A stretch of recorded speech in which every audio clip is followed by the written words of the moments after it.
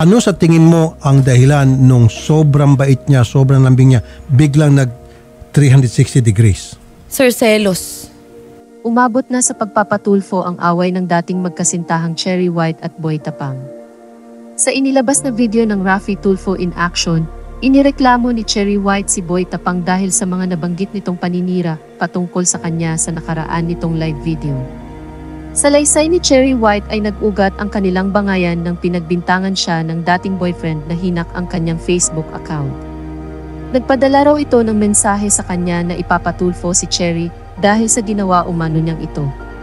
Ngunit paglilinaw ni Cherry White ay ito yung panahon na nagkaroon ng problema ang Meta. Maging siya raw ay hindi rin ma-access ang kanyang account. Dahil sa pambibintang ni Boy Tapang ay minabuti niyang i-post ito sa social media.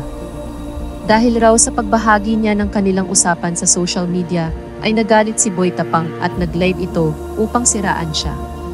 Ilan raw sa mga nabanggit ni Boy Tapang sa live ay ang mga katagang walker siya, may impluensya ng pinagbabawal na gamot ang kanyang magulang at mayroong siyang sugar daddy. Ikwento rin ni Cherry ang isang beses na nagselo si Boy Tapang noong naroon raw siya sa Cebu. Aniya ay nagpa-picture lamang raw ang follower niya, ngunit binigyan ito ng mali siya ng dating kasintahan.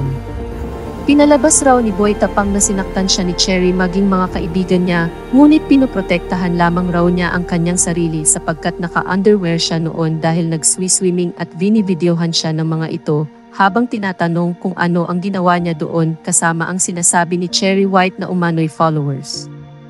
Aminado naman si Cherry na pinatagay siya ng sinasabi niyang mga followers kaya nagalit si Boy Tapang. Selos raw ang dahilan ng galit ni Boy Tapang sa kanya. Saad naman ni Senator Raffy Tulfo ay baka mayroong dahilan si Boy Tapang para magselos. Tugon naman ni Cherry White ay kaya nga sinasabi niya na ilabas ni Boy Tapang ang tunay na dahilan ng kanilang hiwalayan sapagkat kung siya ang magsasalita ay masisira ng tuluyan ang blogger. Nang tanungin kung nais ba niyang magkaayos sila ni Boy Tapang, sagot ni Cherry ay hindi niya nais makipag-ayos at hindi niya rin pinanghihinayangan ang 3 buwan na kanilang relasyon. Sinubukang tawagan ng staff ng Tulfo in action si Boy Tapang ngunit hindi raw ito sumasagot. Dagdag pa nila ay willing ang abogado ni Boy Tapang na kausapin si Cherry. Ani Cherry ay mas mabuting abogado rin niya ang kausapin ng abogado ni Boy Tapang. Abogado sa abogado. Samantala, nag-react naman si Boy Tapang sa pagdulog ni Cherry White sa programa ni Raffy Tulfo. Anya, kakagising ko lang excited naman to oh. Kalmahan mo.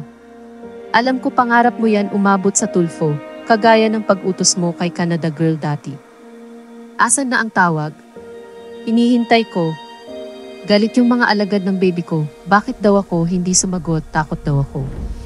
Sinagot ko ang tawag ng staff nila kanina off-cam. Hindi ako magbibigay ng statement kasi may lawyer ako. Nirespeto ng staff ng Tulfo ang desisyon ko hindi magpa-on air.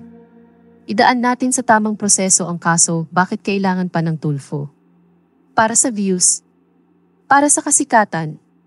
Na pwede naman sa lawyer. Di halatang sabik sa kasikatan ang baby ko. May lawyer pala siya, bakit sa Tulfo pa? Kung totoo guilty siya,